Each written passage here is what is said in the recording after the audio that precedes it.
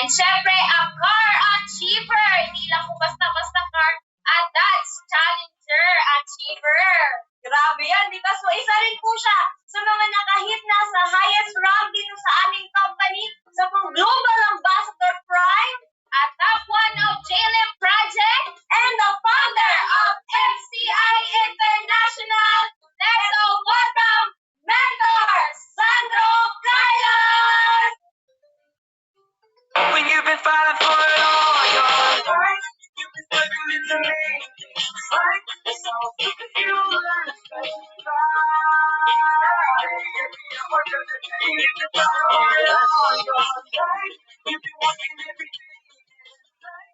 Alright. Okay, so magandang gabi po sa inyong lahat. And thank you very much sa napaka-warm welcome sa akin dito sa community. Okay, so actually, malamang nagulat kayo, nandito si Ap Sandro. So, ba't hindi si Ap Joseph? Okay, ano ginagawa niya dito? Okay, so ako po ay naimbitahan ni Appling Mentor Joseph Lim na magbahagi sa inyo ng konting topic. Okay, konting topic na I'm very sure nakapupulutan din po ninyo ng ideas or mga diskarte or kung anong man matututunan mo before siya mag-talk. Okay? So kasi after ko, susunod sa akin si Mentor Joseph Lim, of course. Okay? Ayan. So pa-type naman ako guys ng number 1 sa mga first timer na member na nandito ngayon. Number 1 po sa mga first time na first timer. Ayan. So, ibig sabihin, may mga first timer na, okay, sino kaya yan? Okay, siguro pakilala muna ako ng konting-konti lang para at least you have the idea kung sino ba itong anong salita dito sa atin ngayon. Okay, so my name is Sandro Alpapara Carlos and isa po ako sa mga katulad mo dati na napakitaan din ng ganitong klaseng negosyo. Isa ako sa mga katulad mo na it's either naimbitahan ka sa Facebook, naimbitahan ka sa TikTok or kung saan ka man naimbitahan ngayon na nagduda rin po sa ganitong klaseng business. Na natakot din sa ganitong klaseng business, ayaw maniwala sa ganitong klaseng business. Nagkataon lang, nung ako po ay naimbitahan, mabilis na wrap up lang siguro ng aking ang kwento. Naimbitahan ako noong 2011 and doon ko po naintindihan kung gaano kaganda ang business na to. Doon ko naintindihan na pwede pala magbago ang buhay sa ganitong klaseng business. Doon ko naintindihan na kaya ko pala baguhin ang buhay ko sa ganitong klaseng negosyo. And nung ginawa ko po siya, that time I'm only 20 years old. Okay, yan ang mabilis na mga naging result sa akin dito. At the age of 21, doon ako nakapaglabas ng first car, Mazda 3. At the age of 22, doon po ako na-awardan bilang Billionaire Circle ng Empowered Consumerism. And 25 years old, nakapaglabas ako ng aking second car, Toyota Fortuner. And third car is yung Dodge Challenger na linabas ko itong pandemic, itong 2020. And isa din po tayo sa mga JLM Project Council at isa din po ako sa na-awardan last quarter as top 1 of JLM Project Community. And right now, isa sa mga pinakamaganda siguro mabilis na result na pwedeng ikwento is yung income na binibigay ni Easy. Diba? Income na binibigay ni Easy na akala ko dati imposible. Ano yung klaseng imposible? Akala ko dati parang imposible kumita ng 7 figures per month dito sa business. And guess what? Last month, na-hit ko yung 7 figures income sa loob ng isang buwan. And this month, kulang na lang ako ng 50,000 pesos. Hit ko na naman yung another 7 figures na 1 month income dito ngayon sa Easy. Kaya sobrang nagpapasalamat ako kasi sa sobrang ganda ng nangyayari ngayon, lalo po talagang nagiging madali gawin ng negosyo. And itong i-share ko po sa inyo ngayon na topic ay talagang napapanahon po talaga. Okay? Bakit napapanahon po talaga? Kasi malamang kung may mga bagong join na nandito ngayon, pwedeng iniisip mo na ano bang kailangan kong gawin pag pumasok ako? Di ba? Ano ba yung mga diskarte na kailangan kong gawin pag pumasok ako? Na sa totoo lang, ako din mismo isa po sa pinakamalaking tanong ko dati kung paano ako mag-networking, hindi naman ako marunong. Di ba? Paano ako yayaman dito? Wala naman akong ideya sa ganitong klaseng negosyo. Di ba? And doon ko na-realize, especially nung kaka-join ko pa lang sa business na to, nung 2011, nung kaka-join ko pa lang, ang sabi sa akin, ang pinaka-skills na kailangan ma-develop dito is mag-invite. Diba? So, patype nga guys ng number 1 kung sino nakarinig ng ganong ang pinaka-skills na kailangan mong ma-develop is mag-invite. Ayan, type mo yung number 1 kung isa ka sa mga namulat sa ganong klaseng ideya ng skills level. Ang dami So, ako mismo, isa dati sa mga pinakaunang skills na natutunan ko talaga sa business na to is invitation talaga. Okay? Invitation bakit? Doon kasi magsisimula lahat ng magiging proseso mo hanggang sa makapagpapayin ka, invitation. And as time goes by, nung lumalawak ang pagkakaintindi ko sa network marketing, nung gumaganda yung mga nangyayari sa buhay ko, at parami na yung nagiging problema ko sa buhay. Kasi sa networking, to be honest, may mga problema po talaga dito. Na actually, ang pagiging networker talaga is solution maker or problem solver po talaga tayo. Na at the end of the day, makakapag-solve ka ng iba't ibang klaseng problema kung meron ka din ng mga tinatawag na iba't ibang klaseng skills. Okay?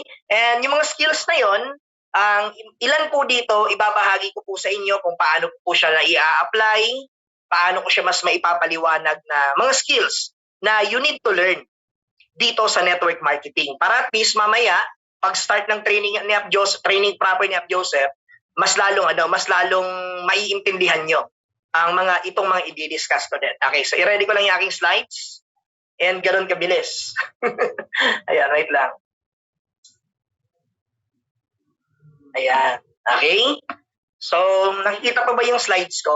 Type naman po ng number 8 kung nakikita po yung slides ko kasi baka hindi ko na naman nakikita. Number 8. Ayan. Ayun, okay. So, yan. Thank you very much. And welcome sa aking trainings na about sa skills. O ibig sabihin, skills you need to know in your network marketing journey. Okay? And, ito pala yung ko. Ano yung unang pag-uusapan natin? Okay, persuasion. Okay? So, ibig sabihin ng persuasion dito, para di na po kayo masyado mag-analyze, is kailangan natin matuto paano manghikayat. Diba? Kailangan natin matuto kung paano maghikayat, mag-influence, diba? Maging trendsetter. Kailangan natin maintindihan, matutunan yan. Bakit? Nasa people's business po tayo. Ibig sabihin, pag nasa people's business ka, nandun tayo sa point na kailangan natin na nagpaparami tayo ng tao. Ibig sabihin, kung tayo ay nagpaparami ng tao, darating tayo sa point na kailangan marunong tayong makisama sa tao. Na sa totoo lang, madali manghikayat or madali makipag-connect sa tao once na ikaw mismo naiintindihan mo kung saan papunta itong ginagawa mo. Diba? Kailangan mo munang maintindihan, ikaw na nakikinig sa akin ngayon, kailangan mo munang maintindihan saan ka papunta sa negosyo to. Ano ang buhay na nag-aantay sa'yo dito? Ano ang nakikita mong ikaw 2 to 3 years or 5 years from now? Kasi for me, mas madaling mag-influence the moment na ikaw mismo malinaw sa'yo kung saan ka papunta. And good news, parang sample tayo dito sa JDM Project or tayo dito sa EC, malinaw na malinaw sa atin na yayaman tayo. Bakit malinaw na malinaw sa atin? Kasi marami na po ang nauna. Diba? Marami na ang nauna, marami na ang nagpatunay na ibig sabihin, kung may mga naunang nakagawa, tayo mismo dapat nandun yung point na nagtitiwala tayo at naniniwala tayo na kayang gawin. So doon papasok ngayon yung skills mo kasi yung confident mo sa ginagawa mo is talagang mataas. Okay? And again, isa sa mga pinaka-importanting skills, persuasion. Okay, kailangan matutunan. Next is reading people. Okay, bakit kailangan mong matutong magbasa ng tao? Bakit kailangan mo mapag-aralan kung sino ang kausap mo, ano ang kausap mo, at higit sa lahat yung kausap mo kung may pakiba sa'yo. Okay? Bakit kailangan mo siyang matutunan? For you to save time.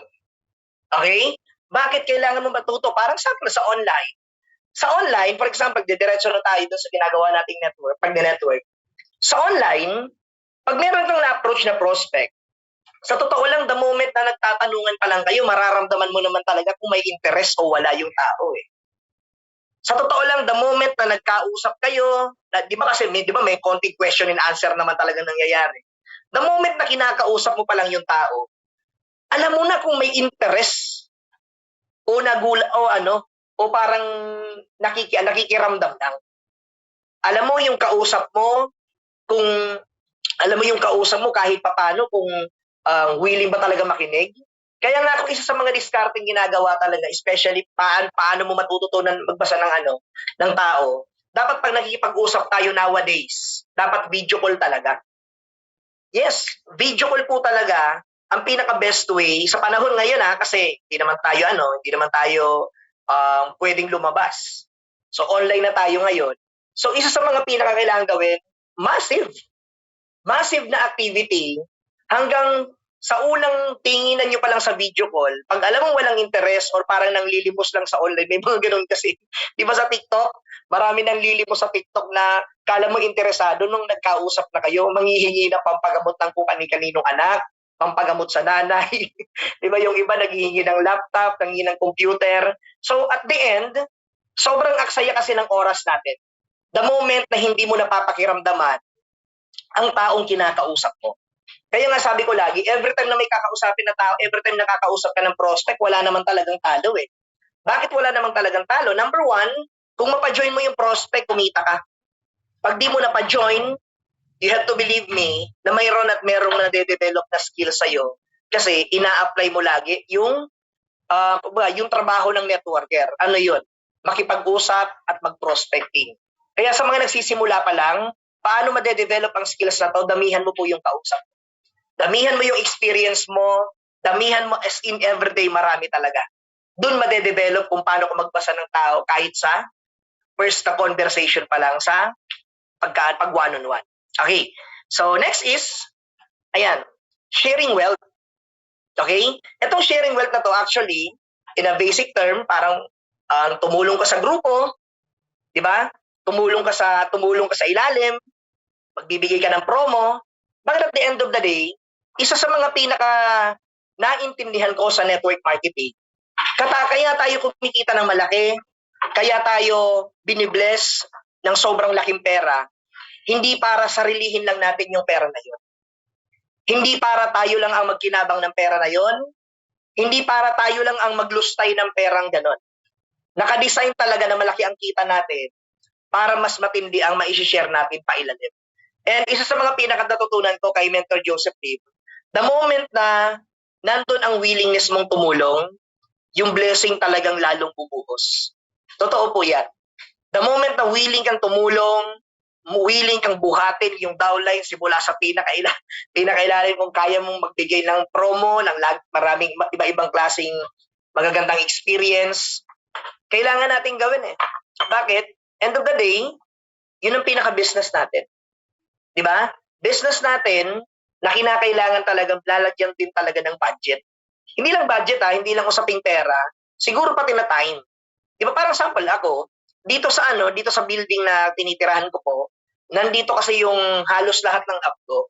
So ang good news doon, hindi lang talaga pera ang kailangan na ibinibigay talaga or sinusuporta, kundi kasama na din yung oras. Kaya nga ako weekly, siguro ang weekly ko dito mga 2 to 3 times a week akong naiimbitahan sa mga kondo dito para mag-banding, para mag-mentoring, which is malinaw sa akin na yun talaga ang trabaho ko. Malinaw sa akin na yun talaga yung dapat kong gawin. Bakit sabi nga ng mga apply natin, ng mga mentor natin. Kumbaga, tayo yung merong resulta ngayon eh. Tayo yung may magandang kwento, tayo yung may magandang nangyayari sa atin. Dapat tayo mismo nakikita, nararamdaman, at nakakasama pa rin ng mga grupo. So, ibig sabihin, hindi lang basta pera, kasama na rin yung time na matutunan natin dito. Kaya nga minsan pag may mga lakad minsan iniisip ko na mga kailangan na tawag doon, na ipapaalam ko pa dito, syempre may anak na ako. Iniisip ko, pag networking kasi talaga, hindi pwedeng hindi. Kumbaga, priority talaga ang network marketing. Kaya nga the moment na itong sharing wealth, magbibigay ka ng promo, mga incentive, you need to know na talagang parte siya ng sistema. Parte ng sistema kung paano magpapalaki ng grupo. Parte ng sistema kung paano magde-develop ng leaders. At higit sa lahat, parte ng sistema minsan kung paano magpapahataw ng tao. So kaya ngayon, habang maaga pa, pwede mo na siyang simulan aralin. Na magbigay, magpa-promo, mag-incentive. Pwede mo na siyang simulan in a very simple way muna. Na habang tumatagal, ikaw na lang ang bahala mag-improve ng skills na yan. Okay? So next is leverage. Okay? So in other words, pag sinabing leverage, for me, kadugtong to ng tinatawag na proper delegation. Bakit proper delegation? Ang leverage kasi hindi talaga siya magmamaterial din kung ang taong na ilalagay mo din ay hindi yung tao na fit, di ba, sa task na binibigay. Okay? So ako, isa sa mga pinaka natutunan ko regarding sa leverage na to, especially kailangan nating matutunan na ginawa ko din dito sa sa grupo namin, sa community. Sabi ko, ang leverage na kailangan na maintindihan ko dito is kung paano ako magde-delegate ng mga tamang tao. Mga tamang tao na pakikinabangan mo sa craft na yon. Paano ko nasabing paanong klaseng proper delegation para ma-leverage ka ng tama? Hinanap ko yung pinaka maaasahan ko pagdating sa tech sa community namin. Sinubukan ko siya na ito mga gagawin.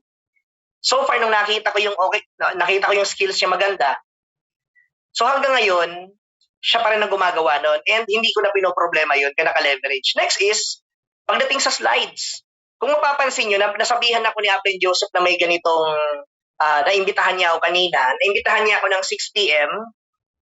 Pero still, nakagawa pa rin ako ng slides. Okay? Bakit? I have my proper delegation sa tao na pag kailangan ko ng slides, ito yung tatawagin ko, gawan mo ako ng slides. So, na-leverage ako. Okay? Sa grupo, sa pagtutok, the moment na marunong ka din maglagay, ito yung mga pwede sa marketing plan, ito yung mga pwedeng pang-closing, mga pang-presenting. So, ganun at the end, yung oras mo talagang ma-maximize mo din. Bakit? If you know how to leverage yourself. Kumbaga yung mga dapat na ikaw ang gagawa, dapat matuto ka dahan-dahan kung paano mag-delegate. So, for me, yun ang pagkakaano ko ng leverage. Yan. So, patime naman ako guys ng number 1. Kung may natututunan naman kayo sa sinishare ko sa inyo ngayon about sa mga skills you need to know. Ayan. Ayun. Thank you very much. Okay. So, next topic ko is recruit people. Okay? Recruit people. Isa to sa mga isa to sa mga pinaka dapat nating ma-master. Mag-recruit ng tao. Di ba? Bakit? Again, yun ang negosyo natin. Di ba? Magre-recruit. Bakit? Kasi sa recruit na yan, manggagaling ang mga leaders na hinahanap natin. Di ba? Sa mga re-recruitin na yan, hahanapin yung mga taong willing makasabay sa business natin. Recruiting people, in other words, directing. Na sa totoo lang, mas madali na pong gawin ngayon. Diba? Bakit mas madali nang gawin ngayon ang pagre-recruit ng tao? Nasa online na po tayo eh. Okay? Wait lang, may kumakatok dito sa pinto.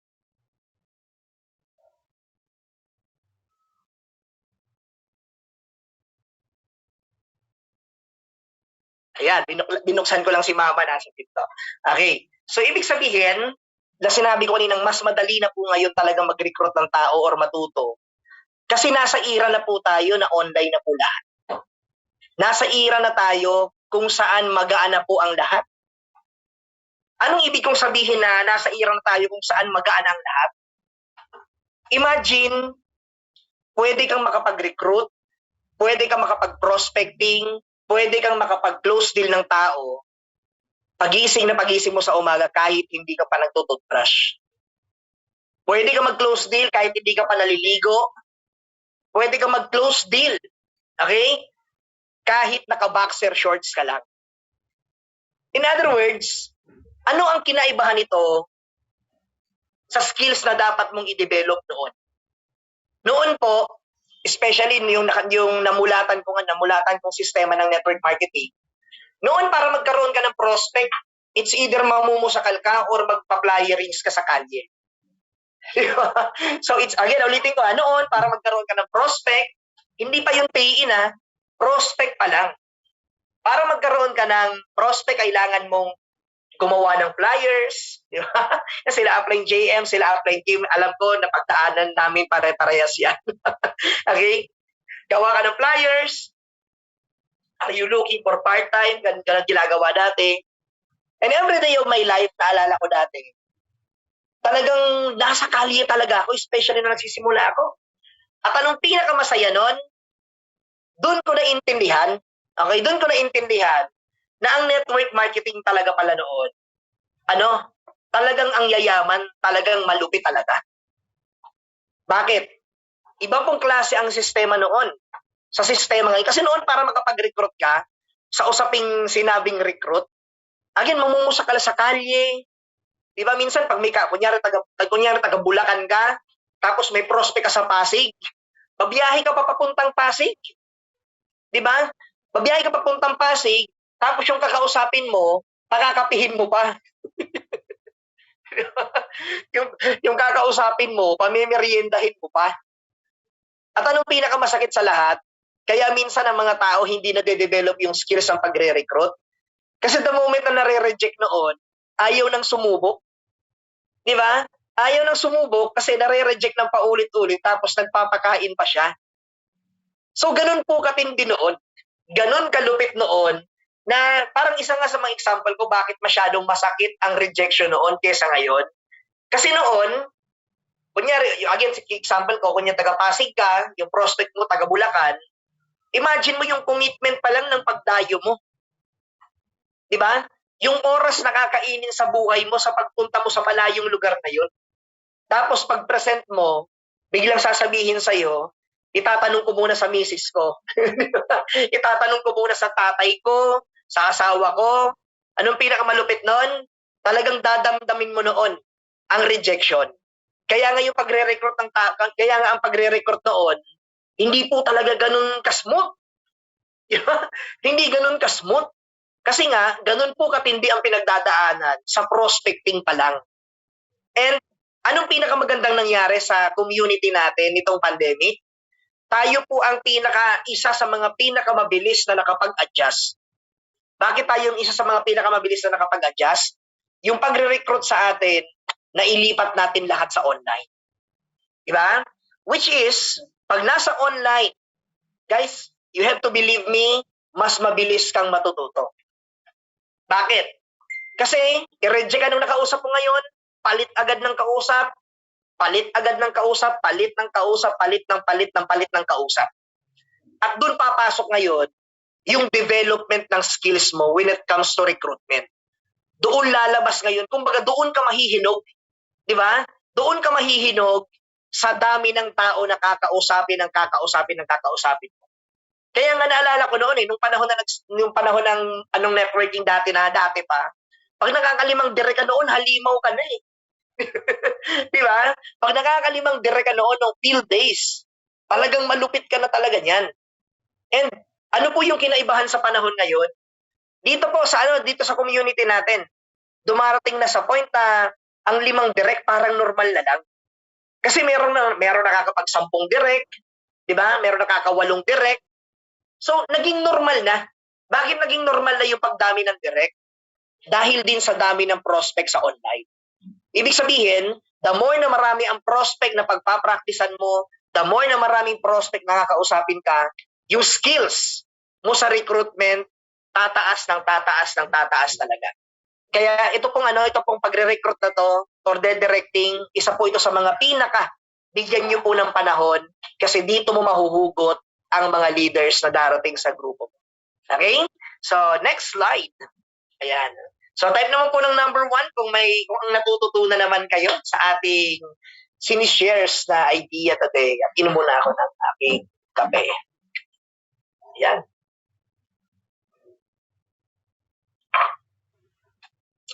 Yan.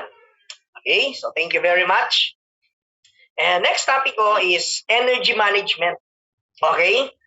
Energy management, ang pinakasimple dito, ang pinakasimpleng explanation ko na kailangan mo matutunan ng energy management is dapat lahat ng paglalaanan mo ng oras may kinalaman sa pangarap mo.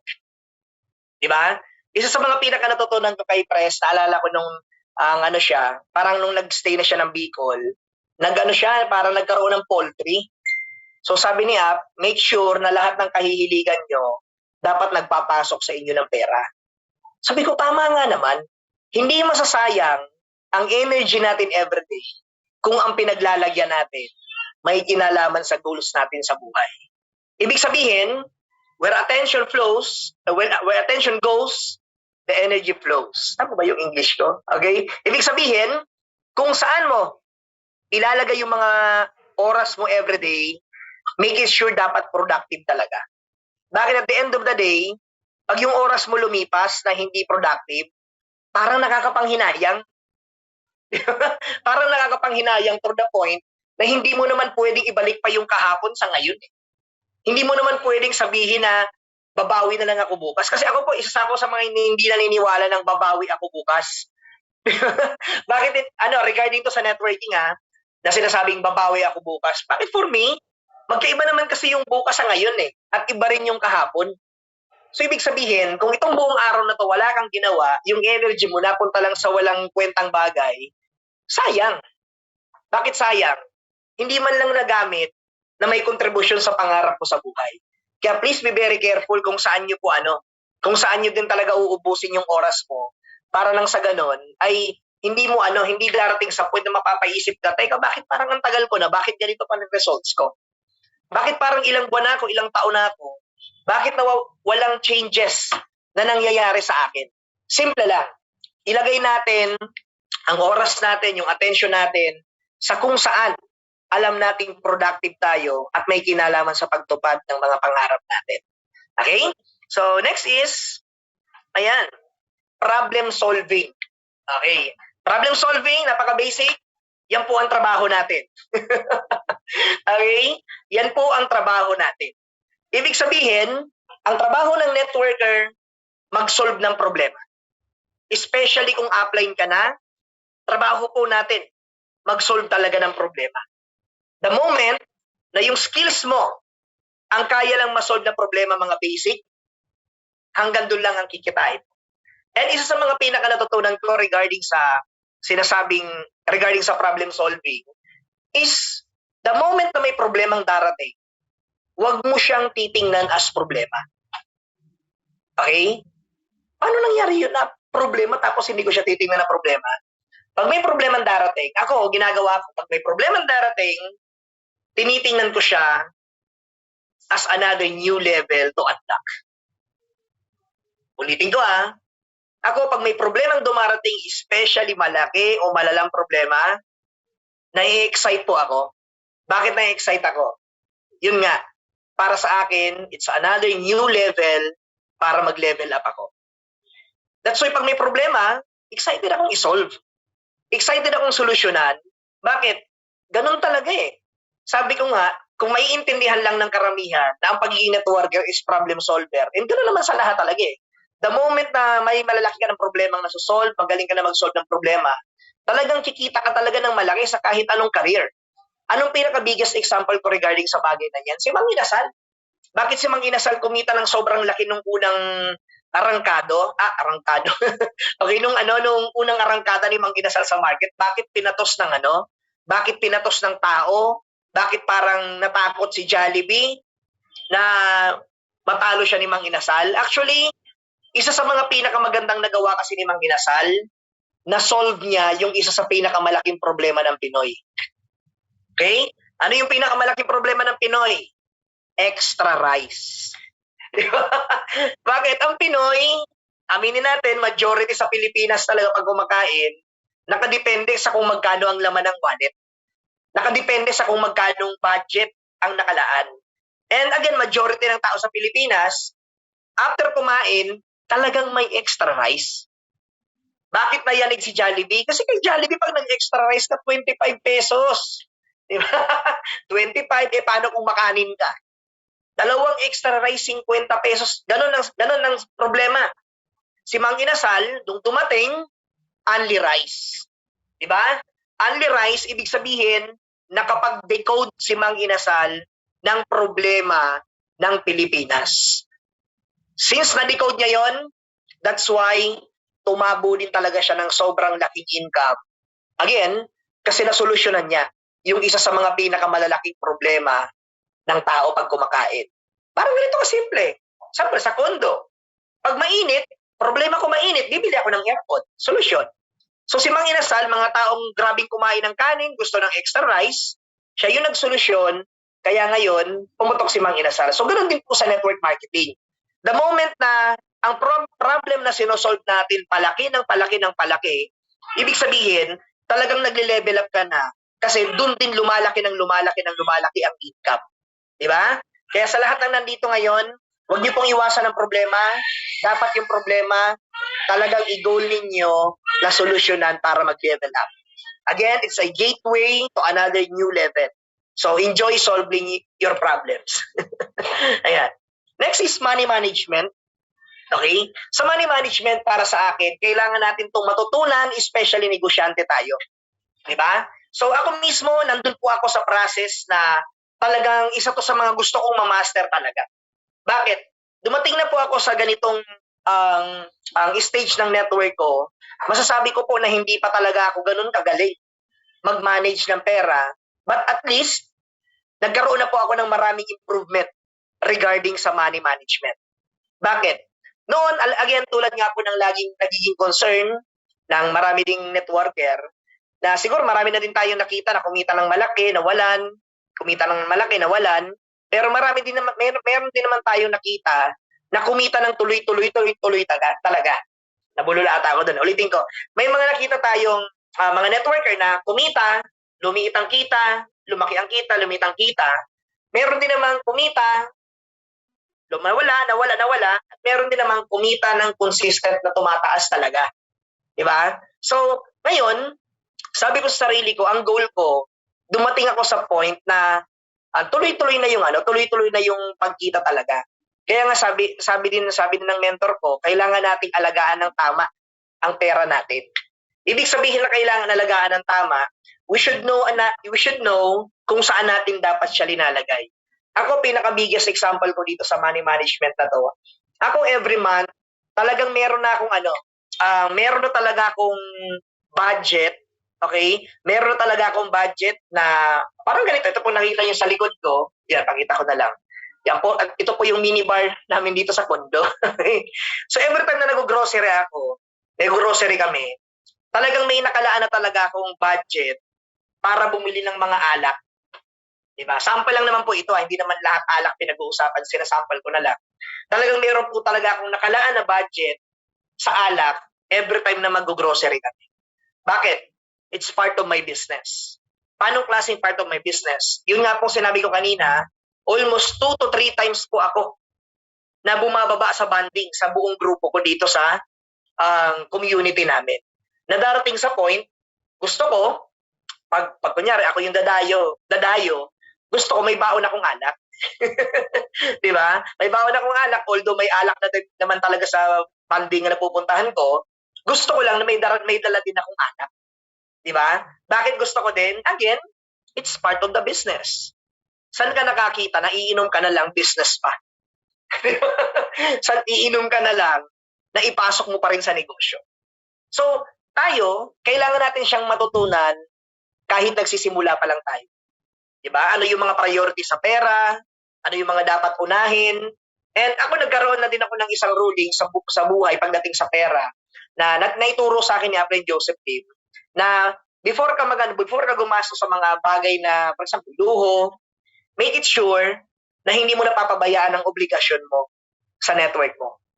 And that's what I'm doing today na siguro sa mga friend ko sa FB, kung mapapansin niyo po, lagi ako nasa labas, di ba? Kumakain sa labas, umiinom banding, bumibili na kung ano-ano.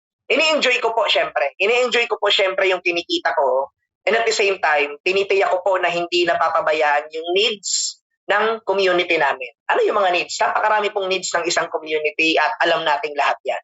And doon ako naging happy. Nasabi ko, napakasarap pala ng trabaho ng networker. Ibig sabihin, ang trabaho ng networker pag dumating sa ganitong level pala, kailangan support ka, pwede ka rin mag-enjoy. Bakit? Pangit kasi nag-i-enjoy ka lang na hindi ka nagsusupport. Imagine nyo, nag-i-enjoy ka lang, la-lifestyle ka, tapos yung mga downlines, gutom, kawawa din. Mga downlines na mo problema ng anong kailangan bilhin, wala, pangit din. Kaya ako, sabi ko, since gusto kong lumifestyle, kailangan ko lalong palakihin ang income ko para kaya kong suportahan yung luho at the same time, kayang suportahan yung mga dapat suportahan sa grupo. So, kaya sa money management po na to, darating din sa point, mapag-aaralan po talaga siya. So, sisimulan lang talaga siya kahit nagsisimula ka pa lang talaga. Okay, ibig sabihin, kahit nagsisimula ka pa lang, aralin mo na kung yung pagbabudget or kung yung kung saan dapat napupunta ang pera. Okay, basta ako, paniniwala ko, pag sinabing money management sa network, kailangan talaga lagi may budget para sa grupo. Ayan. Next is time management. Okay? So actually, malapit na din ako matapos. Time management, dito, para sa akin, this is the way, dito yung pinaka pwedeng maging start for you to become organized. Okay? Dapat, itong time management na to, actually, napakalawak kasi ng scope ng time management. But for me, kung sisimulan mo, habang nagsisimula ka pa lang, na maging organized sa sarili. Ibig sabihin ng organized, pag may schedule ka, dapat sinusulat mo, linilista mo. Darating ang time, marami kang oras na matitipid. Di ba? Pag meron kang time management, marami kang oras na matitipid, ma-organize ka, and at the same time, makukopya din kasi yan ng downline. Bakit? Parang sample ganito. Ay, ano pala itong gamit ko? Wait lang. Share ko po sa inyo.